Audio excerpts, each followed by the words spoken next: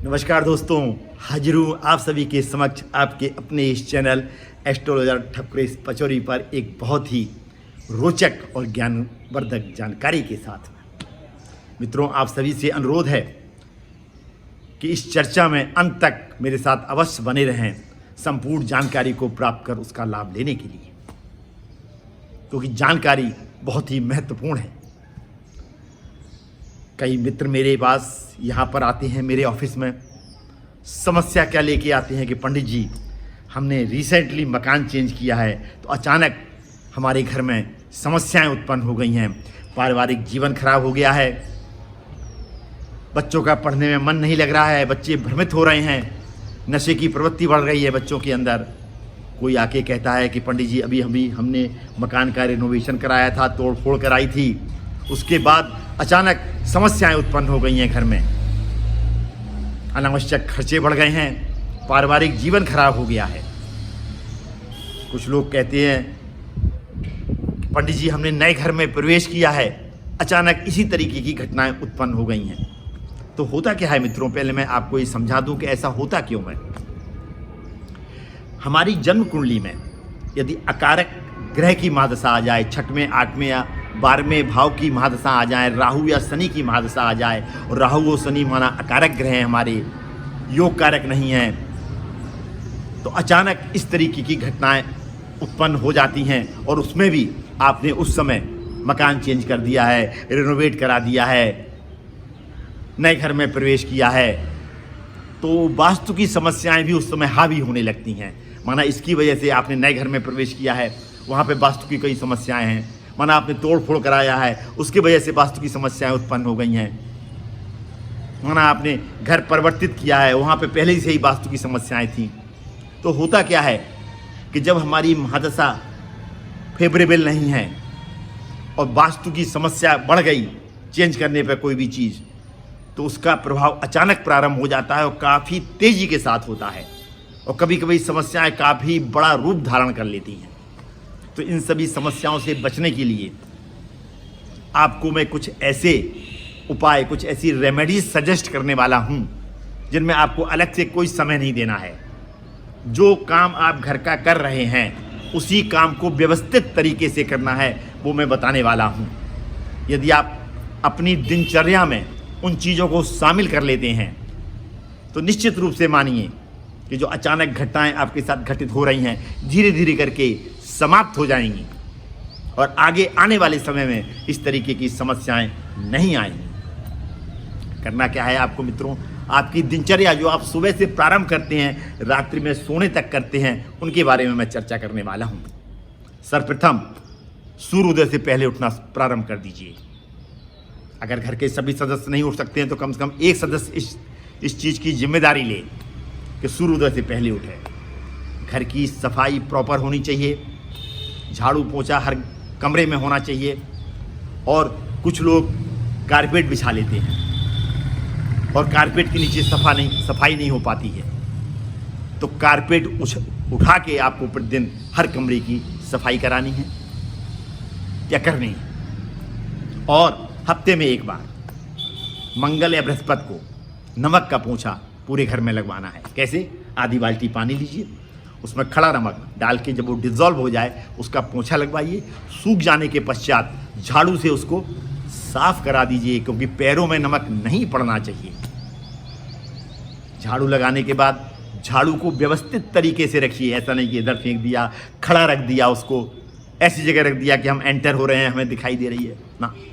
झाड़ू को लक्ष्मी का रूप माना गया है। जिस तरह से आप लक्ष्मी को छिपा के रखते हैं, उसी तरीके से झाड़ू को भी छिपा के रखना है। पश्चिम दिशा में रखिए, उसका एक स्थान बना लीजिए। यदि ऐसी जगह कोई नहीं है तो उसको कवर में करके रख दीजिए ताकि वो दिखाई ना दे। इसी तरीके से घर के जो जूते चप्पल हैं वो भी बिखरे नहीं होने चाहिए, उनको भी व्यवस्थित रखना है और पश्चिम दिशा में रखना है। यदि सूर्यक बन जाए तो बहुत ही अच्छी बात है, तो सूर्यक में रखिए पश्चिम दिशा में। यदि सूर्यक नहीं है आपके पास तो उनको व्यवस्थित तरीके से पश्चिम दिशा में रखिए, ताकि वो बिखरे न रहें और ताकि वो एंट्री पर दिखाई न दें। अब स्नान ध्यान करने के पश्चात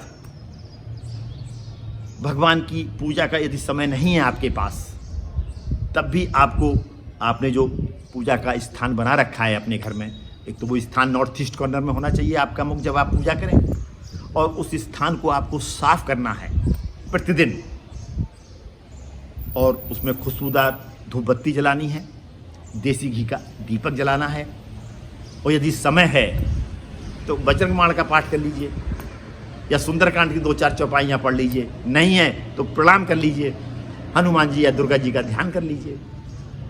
इसके बाद आप खाना बनाते हैं या खाना आपके यहाँ बनता है तो ध्यान रखिए कि किचन भी साफ सुथरा होना चाहिए, व्यवस्थित होना चाहिए,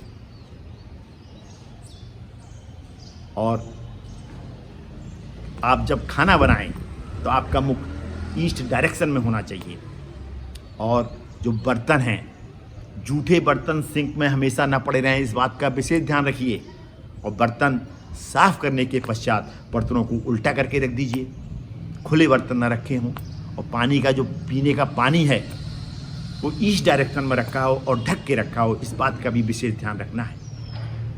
तो जब आप खाना खाते हैं तो बिस्तर पर आपको खाना नहीं खाना है, आपको ज़मीन पर बैठकर आसन बिछा लीजिए ज़मीन पर, और ज़मीन पर बैठ के खाना खाइए।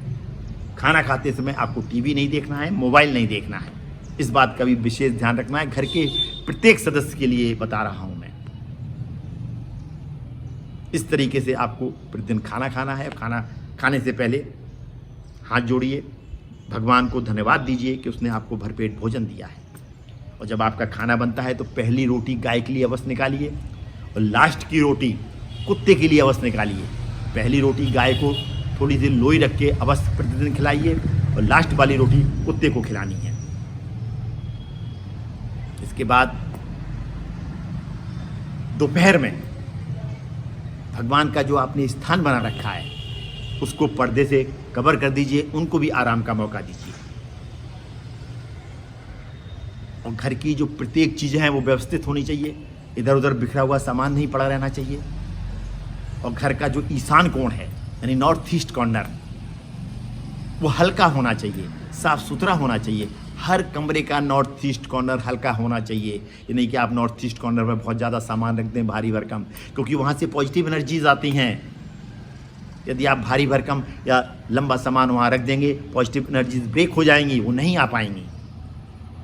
और सुबह नॉर्थ और ईस्ट की वॉल पे जो आपकी खिड़कियाँ और दरवाजे हैं, सुबह कम से कम आधे घंटे के लिए अवश्य खोल दीजिए, ताकि सनरेज आपके घर में प्रवेश करें और नेगेटिविटी घर के अंदर जो है वो दूर हो। इसके बाद शाम के समय पुनः आपको पूजा कक्ष में जाके खुशबूदार धूप बत्ती और देसी घी का दीपक जलाना है,